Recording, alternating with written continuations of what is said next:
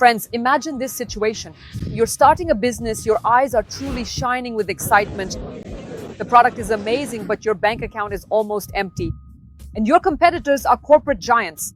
They're pouring hundreds of millions into the market. Their ads are on every billboard coming from every iron, and they're buying up bloggers by the dozen. And it seems like you don't stand a chance. Let's be honest, they could just crush you like a bug. But let me tell you the secret of American business. A budget is just a crutch for those who lack imagination. While the giants spend millions to buy attention, the smart players are guerrillas. They earn it for free. They don't play by someone else's rules, they make their own.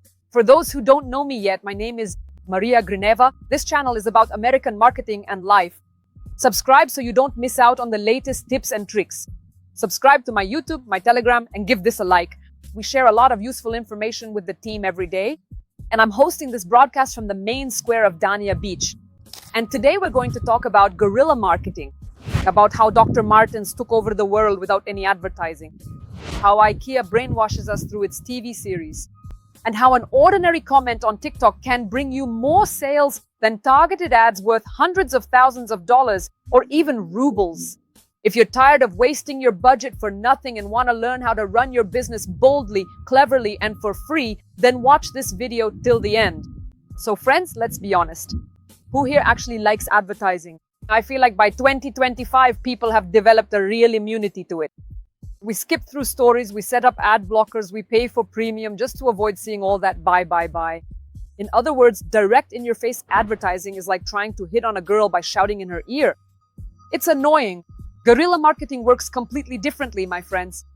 It acts like a virus. It works from the inside. And the American marketer J. Conrad Levinson, who actually coined the term, said that instead of money, you invest your time, energy, and of course your imagination. It's a kind of asymmetric warfare. When you don't have the resources to outshout your competitor, you have to be smarter, funnier, or at least more interesting. History shows that this is exactly how iconic brands are built. Not through budgets, but truly through culture. I'll change something somewhere. I'm still thinking what else should be in this video. At the end, we'll visit a real American library together.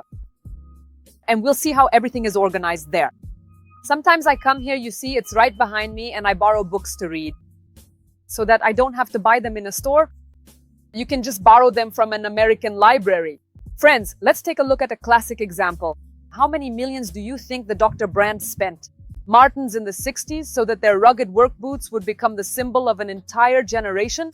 You probably already understand. Zero. They didn't buy newspaper spreads. They made a brilliant move, which today we call a certain lilac, that is sewing. They just started giving away their boots to rock musicians, punk bands, and rebels. So friends, the logic is simple. Fans look at the stage, they see their idol, and the idol is wearing these boots. Fans want to be like their idols, so they go out and buy Dr. Martens. In this way, the brand wasn't selling shoes, it was selling once again a sense of belonging to rock culture. And you don't have to pay advertising networks for this. Instead, people pay you. So what does IKEA do, for example? Have you ever noticed that in your favorite TV shows, from Friends to Stranger Things, the characters live in interiors that suspiciously resemble the IKEA catalog? And that's absolutely not a coincidence. The company provided furniture for various TV shows for free. This is called product integration. In other words, the viewer doesn't feel like they're being sold to. They're just watching their favorite show, they're relaxed, their guard is down, and subconsciously it gets recorded. A cozy home means IKEA. This is the highest level of a kind of guerrilla marketing. Selling without selling. Okay, you might say, but I can't just give shoes away to rock stars. I'm a small brand. I can't furnish, I don't know, every TV show and so on. Great, there's digital guerrilla marketing for you. The main trend of recent years is marketing. In the comments. Friends, remember, comments are free billboards. Look at Kylie Cosmetics, for example. Kylie doesn't just post photos of lipsticks. Her team monitors everyone who posts videos with their products. And they go into the comments and leave hearts, write compliments. You look amazing. What does the customer feel at that moment? Oh my God, the brand itself noticed me. They take a screenshot, post it in their stories, tell their friends, and their loyalty just skyrockets. Or take the troll strategy. Brands like Duolingo or Wendy's, they go into the comments of competitors or just under viral videos and write funny and cheeky things. Of course, these aren't the kind of comments you see on Telegram, like, oh, those bot-like ones, like, whoa, everything will work out great for you. No, this is a whole different approach as well. These are bold and cool, funny viral videos or some cheeky, funny comments. People like them, comment on them, and realize it's the brand. And the comments make it to the top. This way, millions of people see your brand name essentially for free. Now it's become trendy to support, so to speak, your own. Brands reach out to young creators, designers, photographers and write, "Cool work, bro, make us more." And this creates the image of a brand that's a friend, a brand that's part of the crowd. And it doesn't cost a penny, but it gives you real reach that you can't buy with money. And also, friends, one of the most powerful tools of the partisan is the artificial scarcity. People want what they can't have. That's just how we are wired. Look at Hermes or Birkin bags. They have the money to produce millions of bags, but they don't do it. You can't just walk into a store and buy a bag. They tell you get in line maybe in a year. And even then, only if they like you. So what happens in the client's mind? The hunter instinct kicks in. Did they just refuse me? Seriously? What the hell? I'm ready to pay for it. I don't know, like 5 million rubles. Yeah, so that must mean there's something valuable about it, right? And then they're told, okay, you bought one bag. Now you have the opportunity to buy 2 bags a year. Yeah? And people keep buying more. It's a kind of gamification, isn't it? And then after that, consumers themselves start spreading these rumors. Did you hear? There won't be any more bags. They say they've run out of leather. It works the same way for small businesses. So don't write, "We have plenty of spots, anyone can come."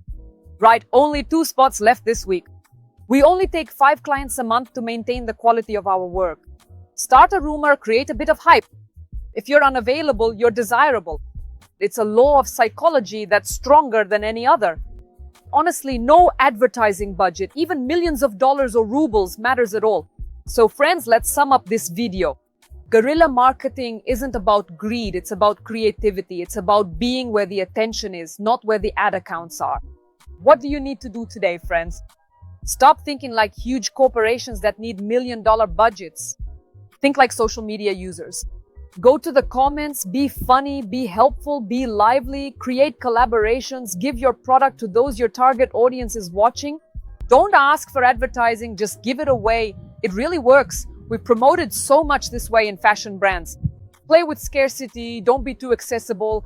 I know it sounds simple, but coming up with your own unique guerrilla strategy can be really hard. But that doesn't mean it's impossible. You need an outside perspective, friends. You need an idea that will blow up your specific niche and your product. If you want to stop wasting money on targeted ads and implement guerrilla marketing in your business, come to me for a consultation. We'll analyze your project and come up with moves that will really make your competitors regret it. The link is pinned. If you need it, message my team. Friends, be afraid of being boring. This was Maria Grineva with you. See you soon in the next video. We'll break down how to win over clients from your competitors. And now, as promised, let's go together to an American library. In fact, it's not much different from a Russian library. Well, at least back in my student days, I had a library card for the Lenin Library. I used to go there. Of course, this isn't the Lenin Library, obviously. It's quite small. But what probably struck me the most here, right now, of course, it's still morning on a weekday. So there probably won't be many people here. And in a library, you have to be quiet. So we'll just quietly walk around and take a look. Little doors like these. And here's this little library.